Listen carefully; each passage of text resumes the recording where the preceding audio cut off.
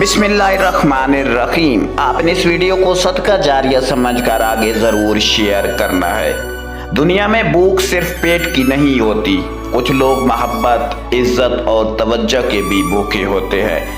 آج ہم ایسے ہی چند محنتی لوگوں کے پاس گئے، وہ لوگ جو صبح سورج نکلنے سے پہلے گھر سے نکلتے ہیں، سارا دن دھوپ، گرمی، تھکن اور مزدوری برداشت کرتے ہیں، صرف اس لیے تاکہ ان کے بچوں کے چولہے جلتے رہے۔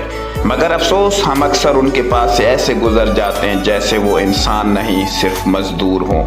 نہ کوئی ان کا حال پوچھتا ہے، نہ کوئی ان کے ساتھ دو لمحے بیٹھتا ہے۔ آج ہم نے فیصلہ کیا کہ ان محنتی ہاتھوں کو صرف مزدوری نہیں، عزت بھی دی جائے۔ ہم قائد آباد پہنچے، وہاں چند مزدور بھائیوں کو اپنے ساتھ بٹھایا، انہیں ہوٹل لے گئے، ان کے ساتھ بیٹھ کر کھانا کھایا، ان کی باتیں سنی، ان کے چہروں کو غور سے دیکھا۔ یقین کریں، ان کے چہروں پر وہ خوشی تھی جو شاید بڑے بڑے امیروں کے پاس بھی نہیں ہوتی۔ ان میں سے ایک مزدور نے کھانا کھاتے ہوئے آہستہ سے کہا، بھائی، لوگ آتے ہیں، ہم سے کام لیتے ہیں اور چلے جاتے ہیں، آج پہلی بار کسی نے ہمیں عزت سے بٹھا کر کھانا کھلایا ہے۔ یہ الفاظ سن کر دل کانپ اٹھا۔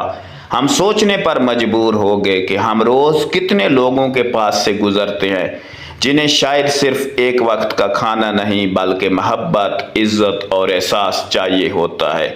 یاد رکھیں، غریب انسان صرف مدد نہیں مانگتا، وہ عزت بھی چاہتا ہے۔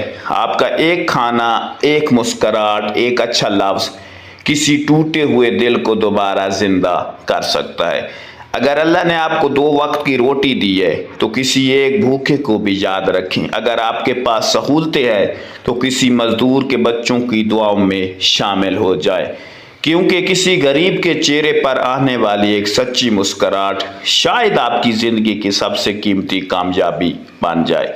آئیے ان محنتی ہاتھوں کی قدر کریں، ان کے لیے آسانیاں پیدا کریں اور انسانیت کو صرف لفظ نہیں، عمل بنا دیں۔